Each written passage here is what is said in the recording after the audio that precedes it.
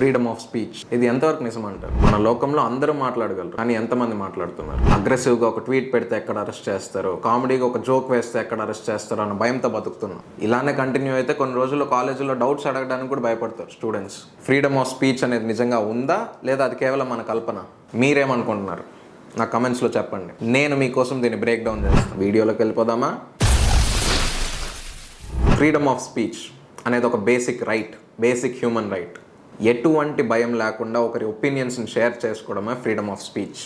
ఏ punishment వస్తుందో అని భయం లేకుండా మాట్లాడగలగడమే freedom of speech.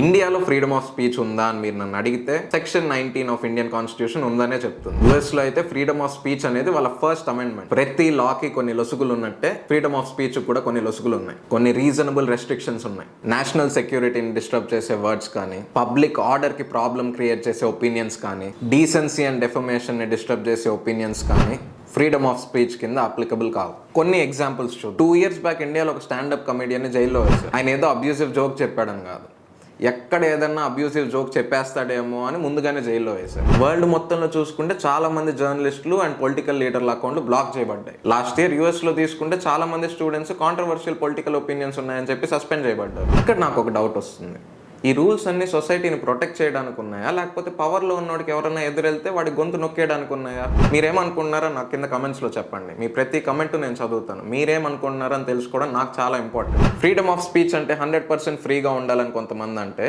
Freedom of స్పీచ్కి కొన్ని రెస్ట్రిక్షన్స్ ఉండాలి అని కొంతమంది అంటారు. వీళ్ళిద్దరు వ్యూస్ ఏంటి అని మనం ఇప్పుడు చూద్దాం.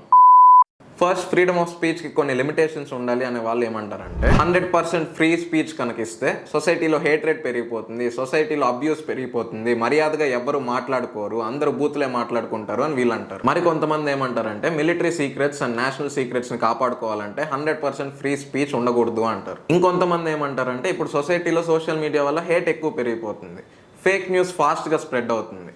100% ఫ్రీ స్పీచ్ పెట్టామంటే ఎవరన్నా ఏదన్నా చెప్పచ్చు, తప్పు చెప్పచ్చు, అబద్ధాలు చెప్పచ్చు, అవి ఇంకా ఫాస్ట్గా స్ప్రెడ్ అవుతాయి, అందువల్ల 100% ఫ్రీ స్పీచ్ ఉండకూడదు అంటారు. దీనికి అగేన్స్ట్గా 100% ఫ్రీ స్పీచ్ ఉండాలి అని చెప్పే వాళ్ళు ఏమంటారంటే, అసలు ఒక పాయింట్ అఫెన్సివ్ అని ఎవరు డిసైడ్ చేస్తారు అని వీళ్ళు అడుగుతున్నారు. ఒకవేళ నిజం అనేది అఫెన్సివ్గా ఉన్నా దాన్ని చెప్పగలిగే ఫ్రీడమ్ ఉండాలి అని వీళ్ళు వాదిస్తారు. కొంతమంది యాక్టివిస్టులు ఏమంటారంటే, పవర్లో ఉన్న వాళ్ళు ఈ రెస్ట్రిక్షన్స్ని మిస్యూజ్ చేస్తున్నారు, వాళ్ళ పైన నిజాలు ఎక్కడ బయటపడిపోతాయి అని చెప్పి వీటిని వాడుకుంటున్నారు అని వాళ్ళు వాదిస్తారు.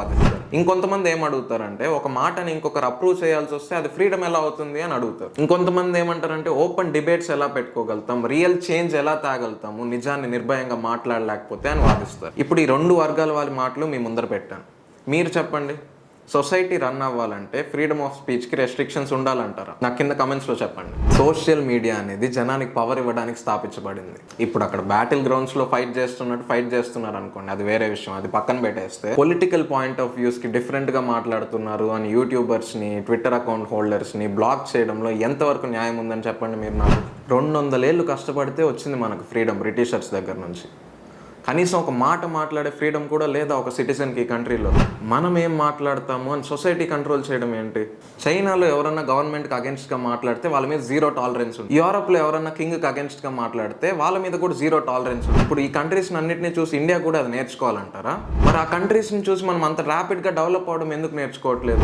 కేవలం పొలిటీషియన్స్కి ఫేవర్గా ఉండేవి నేర్చుకుంటామా మనం? ప్రజలకు అవసరమైనవి నేర్చుకోమా? మీరు చెప్పండి నాకు ఇక్కడ ఒక మాట. వరల్డ్ పొలిటీషియన్స్కి ఫేవరబుల్గా ఉందా, సిటిజన్స్కి ఫేవరబుల్గా ఉందా? ఇండియన్ లాస్ ప్రకారం సెక్షన్ 124A, సెక్షన్ 295A, కొత్తగా పెట్టిన 66A, హర్టింగ్ రిలీజియస్ సెంటిమెంట్స్ అనే సెక్షన్స్ ఎంత మిస్యూజ్ అవుతున్నాయో మీకు తెలుస్తుందా? ఈ రెస్ట్రిక్షన్స్ ఎంత తీవ్రంగా ఉన్నాయంటే, ఒక జర్నలిస్ట్ ఒక ఫ్యాక్ట్ చెప్పే ముందు ఎడిటర్ని కన్సల్ట్ అవ్వాల్సి వస్తుంది. ఎక్కడ సెన్సార్లో కట్ అయిపోతుందా అని ఒక ఫిల్మ్ మేకర్ ఆనెస్ట్గా ఫిల్మ్ తీయలేకపోతున్నారు. ఎందుకులే ప్రాబ్లమ్స్ తెచ్చుకోవడం అని జనాలు ట్విట్టర్లో ట్వీట్ చేయడం కూడా ఆపేస్తున్నారు. మీకు ఇక్కడ ఒక చిన్న కథ చెప్తా. రఘు అనే ఒక అబ్బాయి గవర్నమెంట్ ఎడ్యుకేషన్ యాక్ట్ అని క్వశ్చన్ చేస్తూ ఒక కాంట్రవర్షియల్ బ్లాగ్ రాస్తాడు. అందులో గవర్నమెంట్ని ఇన్సల్ట్ చేసేది ఏమీ ఉండదు, జస్ట్ ఫ్యాక్ట్స్ ఉంటాయి అంతే. రాత్రికి రాత్రి ఆ బ్లాగ్ని రిమూవ్ చేయించేశారు. ప్రిన్సిపల్ క్యాబిన్కి పిలిచి వార్నింగ్ ఇస్తాడు, నువ్వు పొలిటికల్ రీజన్స్ నుంచి దూరంగా ఉండకపోతే నీ స్కాలర్షిప్ క్యాన్సిల్ చేస్తామని. ఆదుకోవాల్సిన మీడియా ఛానల్స్ ఆ రోజు యాంటీ నేషనల్ అన్న ట్యాగ్ వేశారు, ఫ్రెంచ్ మాట్లాడడం మానేశారు. ఇవన్నీ చూసి రఘు రాయడం ఆపేశాడు. ఈ కథలో రఘు ఫ్రీడమ్ ఆఫ్ స్పీచ్ ని ఇండియన్ లాస్ ఆపలేదు, ఇండియన్ పవర్ ఆపింది, పొలిటీషియన్స్ పవర్ ఆపింది. ఈ భయం ఉందే, ఎప్పుడు ఏమైతుంది మనకి అన్న భయం, ఆ భయం ఉన్నంత వరకు మనకు ఫ్రీడమ్ రానంటే. మనకి ఫ్రీడమ్ ఫ్రీడమ్ ఆఫ్ స్పీచ్ ఉండాలా, లేకపోతే ఎంతవరకు పర్మిషన్ ఇచ్చారో అంతవరకే మాట్లాడుకోవాలా? రైటో రాంగో మాట్లాడడానికి ఒక స్పేస్ ఉంది, ఆ మాటని క్వశ్చన్ చేయడానికి ఒక రైట్ ఉంది, ఎవరికన్నా నచ్చకపోతే ఆ మాట డిసగ్రీ చేయడానికి కూడా ఫ్రీడమ్ ఉండాలి. ఈ మూడు కనుక లేకపోతే డెమోక్రసీ ఉండి కూడా వేస్ట్. నా పేరు చిరంజీవి. మీకు కనుక ఈ కంటెంట్ నచ్చినట్టయితే లైక్ కొట్టి నాకు తెలియజేయండి. Thank you. సబ్స్క్రైబ్ చేసుకున్నారుగా.